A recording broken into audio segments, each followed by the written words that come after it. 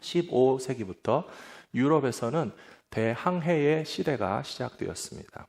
장기간 항해할 수 있는 큰 배를 만들었고 수백 명의 선원과 물건을 싣고서 6개월 이상 몇 년 동안이나 항해하는 그런 대항해의 시대가 시작되었는데, 가장 중요한 이유 중에 하나는 해외에 있는 비싼 물자들을 실어다가 그것으로 무역을 해서 큰 이익을 남길 수 있었기 때문에 그렇다고 합니다. 그런데 문제는 6개월 이상 항해하는 사람들에게 정말 인류 역사상 처음 경험한 일이다 보니까 몇 년 동안이나 그렇게 배 위에서 제한된 음식만 먹는 사람들 가운데 이상한 질병에 걸려서 기운이 없어지고 잇몸에서 피가 나고 이가 빠지기도 하고 손발에 기운도 없이 픽 쓰러져서 기운을 못 차리다가 죽기도 하는, 소위 말하는 괴혈병이라고 하는 비타민 C 부족 질병이 아주 현저하게 나타났다는 것입니다.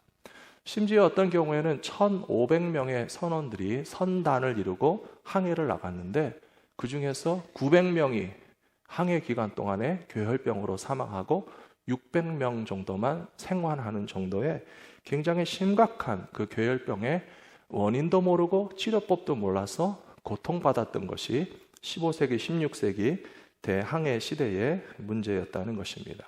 17세기가 되어서 영국의 랭카스터라고 하는 선장은 인도에까지 가서 그 동인도 그 무역을 하는 가운데 거기서 구한 레몬즙과 오렌지즙을 가지고 괴혈병 증세를 보이는 선원들에게 하루에 3스푼씩만 먹여라. 그래서 그 랭카스터 선장의 배에 탄 사람들은 하나도 괴혈병으로 희생되는 사람이 없이 무사 생활하는 것을 보고서 그때까지 인류가 알지 못했던 비타민 C의 존재와 효능에 대해서 이해하게 되었다 하는 그런 역사 이야기가 있습니다. 오늘 우리는 과학과 의학이 발달한 시대에 살고 있기 때문에요, 무엇을 먹으면 뭐에 좋은지 너무 잘 아세요. 우리 성도님들도 제가 기침을 좀 하니까 목사님 기침할 때는 배즙을 드시고 대추차를 드시고 한방차를 드시고 덕분에 이렇게 빨리 나와서 이렇게 왔잖아요. 얼마나 감사한지 모르겠어요. 오늘날 우리의 삶에는 필요한 음식과 양분들을 충분히 섭취하기 때문에 거의 대다수의 사람들의 삶은 영양 과다라고 볼 수 있습니다. 제가 영양 과다라고 하는 단어를 써놓고서 그 반대말이 있었는데 제가 생각이 안 났어요. 영양 결핍인가 하다가 한참 만에 생각이 난 단어가요, 영양 실조. 얼마나 그런 말을 안 써봤는지 제 머릿속에 기억이 안 나더라고요. 우리는 다 잘 먹어서 건강하고 영양이 다 과다하고 다 충분한 그런 에너지를 얻고 살고 있는데, 과연 우리의 영혼에 관해서, 우리의 믿음이 연약한 것에 대해서, 우리는 신앙적으로 어떻게 하나님의 말씀을 먹어야 살고, 우리는 영적으로 어떻게 하나님의 은혜를 공급받아야만 사는 것에 대해서는 과연 얼마나 잘 알고 계시냐 하는 것입니다. 예수 그리스도가 우리 안에 충분히 존재하고 있지 않을 때에는 영적으로 우리의 삶이 어떻게 병들고 약해지고 혹은 망할 수도 있는 것에 대해서 심각성을 깨닫고서 오늘 우리 성도님들과 같이 나누고 싶은 말씀은요, 생명의 필수 양식이 되시는 예수님을 어떻게 풍성하게 받아먹고 살 것인가, 함께 은혜를 나누는 시간을 갖기를 원합니다. 첫 번째로, 예수님께서는 영생의 양식이 되신다는 사실을 우리가 확실히 인정하고 믿어야 할 것입니다. 갈릴리 지방의 사람들이 유월절 명절을 지키기 위해서 예루살렘으로 향하는 순례를 시작할 즈음에 예수님께서 병든 자를 고치셨습니다. 눈먼 자를 눈뜨게 하셨습니다. 그리고 하나님 나라의 말씀을 선포하고 가르치실 때에 일단 벌써 자기네 동네 마을에서 떠나서 예루살렘을 향해서 순례의 길을 가는 그런 순례자들이었기 때문에 그 과정 가운데 예수님의 말씀을 듣기 위해서, 예수님의 병고침의 기적을 보기 위해서 많이 모여들기 시작했습니다. 그리고 그 가운데서 예수님은 하루 종일 천국 복음을 가르치시다가 배고픈 사람들에게 오병이어를 가지고 5,000명을 먹이셨다 하는 이야기가 오늘 읽어드린 본문 앞에 나오는 요한복음 6장에 해당되는 스토리가 되겠습니다. 예수님께서 5천 명을 먹이신 다음에 제자들과 함께 어딘가 홀연히 사라지셨어요. 배를 타고 건너편으로 가셨어요. 그런데 사람들은 예수님 어디 계시냐, 예수님 어디 계시냐 하면서 그 갈릴리 호시 주변의 마을들을 삥삥 돌고 나중에 배를 구해서 또 예수님 가신 방향으로 배 타고 따라가면서 예수님을 보고 싶어서 만나기 위해서 쫓아왔는데, 오늘 27절에 보시면요, 하시는 말씀이 무엇인가 하면 썩을 양식을 위하여 일하지 말고 영생하도록 있는 양식을 위하여 하라, 그렇게 말씀하고 계십니다. 왜 이런 말씀하셨는가 하면 바로 그 26절에서는 사람들이 나를 찾아오는 이유가 배고파서, 밥 주니까, 떡 먹으려고만 오는 건 아닌가라고 주님께서 지적하고 계신다는 뜻입니다. 썩을 양식을 위하여 일하지 말라 하신 말씀을 오해하지 마십시오.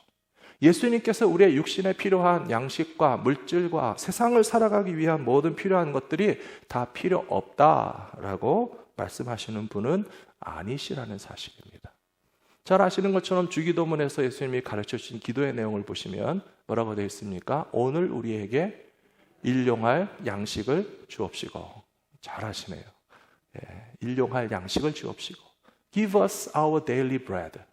오늘 우리가 먹어야 할 삶의 실제적인 필요에 대해서 인정하시는 예수님이시지만, 그러나 또 예수님께서는 마귀의 시험을 받으실 때 뭐라고 하셨습니까? 사람이 떡으로만 살 것이 아니요 하나님의 입에서 나오는 말씀으로 살 것이니라 라고 가르쳐 주시면서 육신의 필요만 채워졌다고 해서 만족하는 인생이 결코 아니고, 하나님의 말씀, 하나님의 구원, 하나님의 은혜, 하나님의 사랑을 공급받으면서 살아가야 하는 존재가 우리들인 것을 깨닫고서 우리 영혼의 필수 양식이 되시는 예수 그리스도를 모시고 살아야 된다는 것을 가르쳐 주시려고 지금 이 말씀을 주시고 있다는 것입니다. 마태복음 26장 26절 말씀해 보시면요, 그들이 먹을 때에 예수께서 떡을 가지사 축복하시고 떼어 제자들에게 주시며 이르시되 받아서 먹으라, 이것은 내 몸이니라 하시고. 예수님은 분명히 말씀하시기를요, 당신 자신을 우리에게 먹으라고 주셨다고 그랬어요. 그럼 예수님은 어떻게 하면 먹을 수 있을까요? 맨날 성찬식만 할까요? 저는 오늘 이 말씀을 준비하면서 어제도 아침 먹을 때도 생각했어요. 아침을 먹으면서 제가 어떻게 해야 예수님을 먹는 것일까 고민했어요. 어제 점심도 먹었거든요. 점심도 먹으면서 어떻게 해야 우리 예수님을 먹을 수 있을까 생각했어요. 어제는 제가 또 저녁도 먹었거든요. 어떻게 해야 예수님을 먹을 수 있을까 생각을 하면서 제가 계속 말씀을 읽고 묵상하다 보니까 성경 말씀 가운데 답이 다 나와 있어요. 두 번째로 보시면요, 예수님을 구원의 주님으로 믿는 것이 생명의 양식이 되시는 예수님을 먹는 방법이라고 되어 있습니다. 쉽죠? 믿는 것이 먹는 것입니다. 그렇게 기억하시면 됩니다. 예수님을 믿는 것이 바로 예수님을 먹는 것이다. 요한복음 6장 29절에 보시면 예수께서 대답하여 이르시되 하나님께서 보내신 일을 믿는 것이 하나님의 일이라 하시니, 그것을 말씀하시는 겁니다.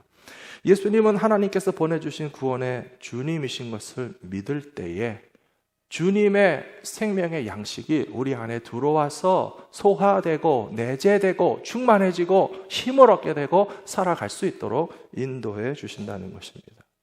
그래도 잘 좀 이해가 안 되시죠?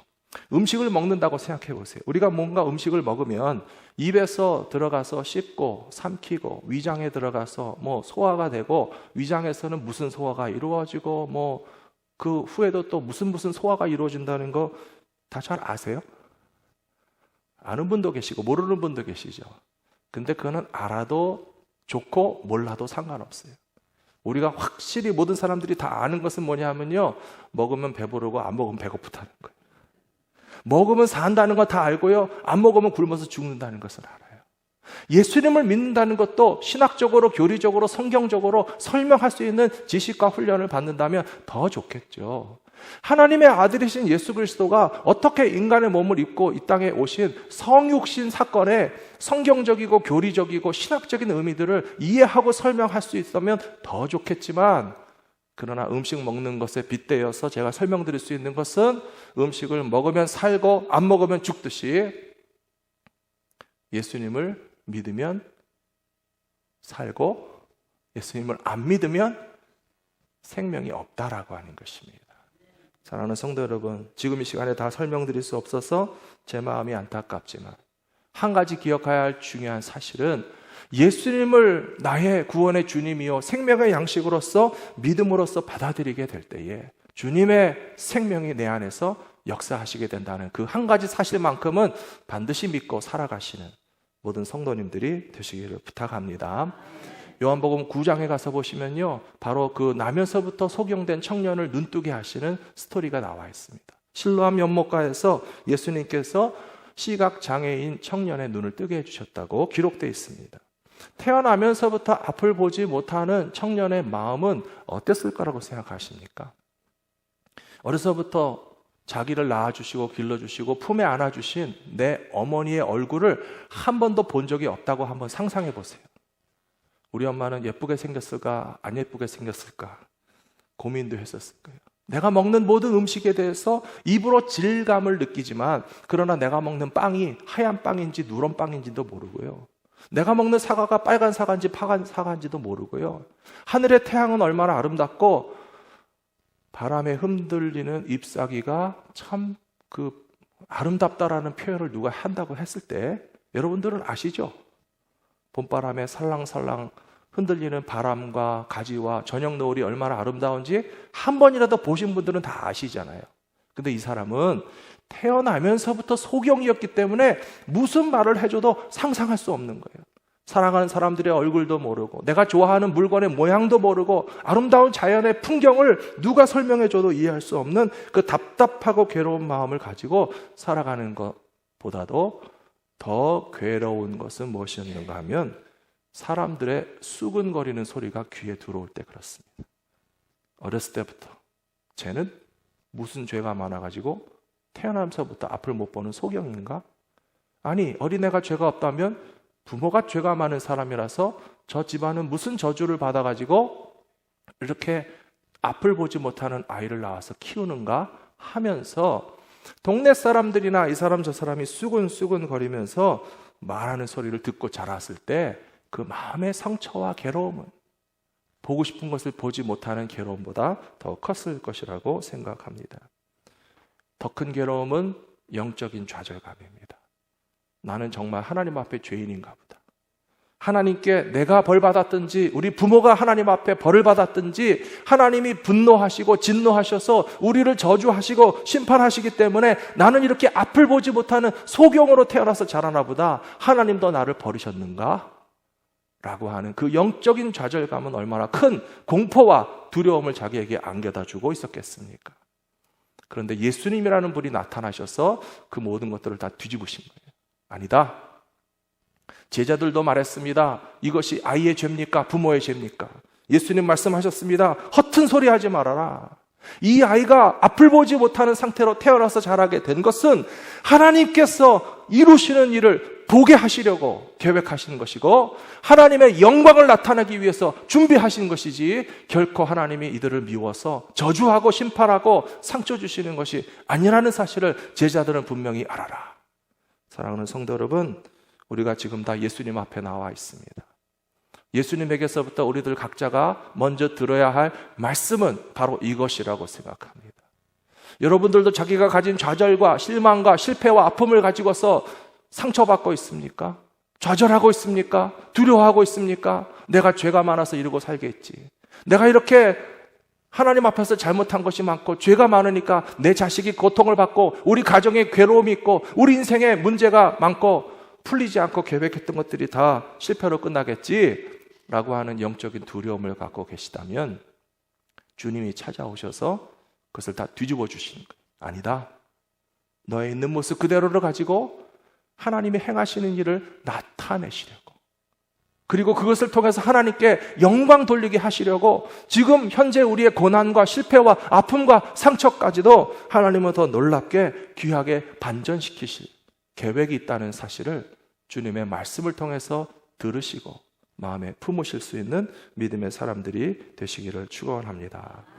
예수님은 그리고 그 청년에게 구체적으로 그 청년의 문제와 어려움에 대해서 다가가셨어요. 흙을 개어서 눈에 발라주시면서 실로암 연못에 가서 씻어라 말씀하셨어요. 그때까지는 이 청년을 예수님을 봤습니까? 못 봤습니까? 못 봤잖아요. 음성으로만 다가오셔서 주님의 형체를 그냥 머릿속으로만 상상했어요. 아마 목소리는 기억했을 거예요. 예수님이 나보고 실로암에 가서 씻어라 하셨지. 그리고 과연 실로암에 가서 눈을 뜨게 되고 보게 되었는데 예수님은 또 사라지셨어요. 예수님을 만나고 싶었어요. 예수님을 정말 믿고 싶었어요. 그런데 예수님을 찾을 수 없는 상황 가운데서 오히려 바리새인들과 유대인들이 이 청년을 소환했습니다. 예수께서 안식일에 맹인을 고친 것에 대하여 트집을 잡고 고발을 하고 징계하기 위해서 이 청년을 불러다가 윽박지릅니다. 너를 고쳐준 사람이 누구냐? 그 사람이 고쳐준 거 확실하냐? 그렇다면 그 사람은 나쁜 사람이다. 왜냐하면 안식일에 맹인을 고치는 노동행위를 했기 때문에 예수님에 대해서 죄를 뒤집어 씌우기 위해서 고발하고 있는 것입니다. 이 모든 자세는 예수님에 대한 아주 잘못된 접근 방식을 총망라하고 있습니다. 예수님을 죄인이라고 말하는 것 자체가 예수님에 대한 접근 방식이 잘못된 것입니다. 게다가 이 사람들은 예수님은 절대 하나님의 아들일 수가 없다라고 하는 것을 전제하고 밀어붙이는 것입니다. 그리고 예수님에 대한 파악이 뭐냐 하면 자신들의 이익과 자신들이 가진 기득권을 빼앗아가는 존재라고 생각하면서 적대시할 뿐만 아니라 예수님을 죽이려고 하는 생각까지도 갖고 있습니다. 근데 이 청년은요, 예수님을 믿고 싶었어요. 그래서 예수님을 찾고 기다리는 가운데 나는 그래도 내 눈을 고쳐주신 분이 예수님인 것을 알기 때문에 나는 예수님을 믿기 원합니다. 그랬더니 너 나가 그랬어요.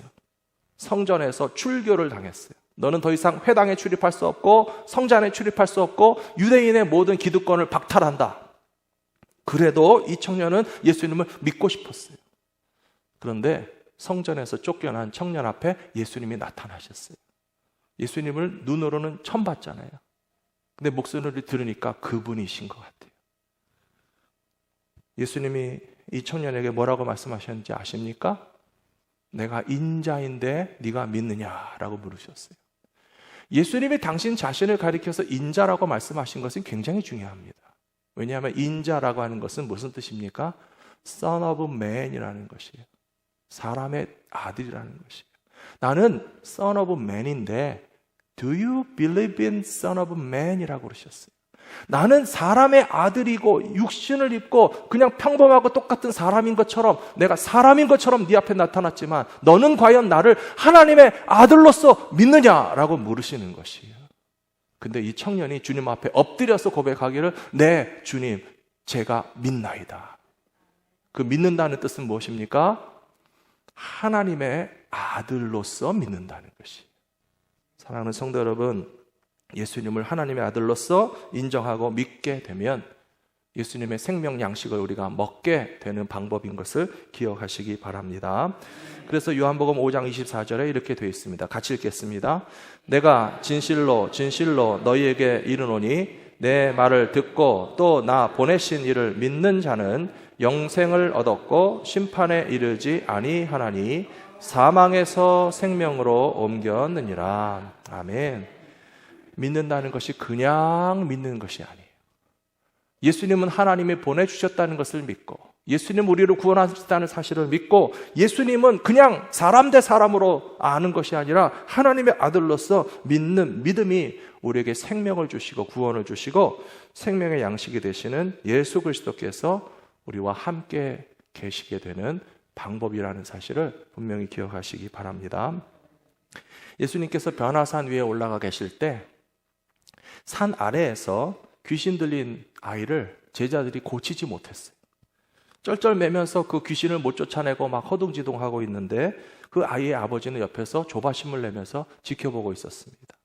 예수님의 제자들이 과연 할 수 있는지 없는지 언제 되는지 근데 결국은 못했어요. 그러다가 예수님이 내려오셨습니다. 그러자 예수님에게 이 아이의 아버지가 하는 말이 주님 하실 수 있으시면 해 주십시오 그랬어요. 그랬더니 예수님께서 유명한 말씀하셨죠? 할 수 있거든이 무슨 말이냐? 믿는 자에게는 능히 하지 못할 일이 없느니라 말씀하셨어요. 그러자 이 아이의 아버지가 큰 소리로 주님께 고백하기를 소리 질러 이르되 내가 믿나이다 나의 믿음 없는 것을 도와주소서. 사랑하는 성도 여러분, 예수님 앞에 와서요, 오늘 우리가 주님 하실 수 있으면 하셔도 되고 못 하시면 안 하셔도 괜찮아요. 그건 믿음이에요? 믿음이 아니에요? 믿음이라고 말할 수 없어요. 근데 많은 사람들이 교회 다니고 신앙생활 하면서도 이런 정도의 믿음만 가지고 살아가는 사람들이 너무 많아요. 예수님 하실 수 있으면 하셔도 되고 못 하시면 못 하셔도 어쩔 수 없다고 생각할게요. 어차피 지금까지 저는 이렇게 살아왔습니다. 나의 인생, 나의 자녀, 우리의 가정과 결혼, 이 세상의 삶이 다 그렇더라고요. 뜻대로 되는 것도 없고 아픔과 상처가 완전히 낫는 것을 기대할 수도 없고 늘 고통과 괴로움의 연속 가운데 살아가는데 조금 견딜만 하면 또 누가 나타나서 상처를 후벼 파는 허튼 소리나 하고 맨날 이렇게 살아왔습니다.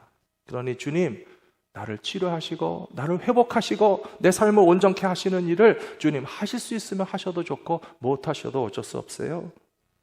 그런 분들이 한 분도 없으시기를 부탁합니다. 그 아이의 아버지처럼 주여 내가 믿나이다. 그 짧은 고백 속에는 뭐가 담겨져 있는가 하면 예수님은 하나님의 아들이시기 때문에 사람으로서는 할 수 없는 일을 주님께서 내 안에서 하실 수 있다라고 하는 사실을 100% 인정하고 믿으면 믿는 것이 바로 예수님을 먹는 것이다. 오늘 그것을 기억하셔야 돼요.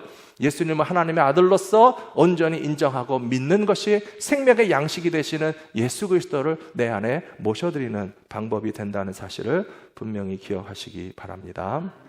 얼마 전에 제가 읽어보고 참 좋았던 글이 한마디가 있습니다. 그 글에 보시면요, 거룩해야 예수님을 만날 줄 아는데 예수님을 만나야 거룩해집니다 하는 말이었어요. 얼마나 기가 막히게 맞는 소리인지 모르겠어요. 사랑하는 성도 여러분, 거룩해야 예수님 만날 수 있습니까? 아니에요. 예수님을 만나야 거룩해지는 거예요.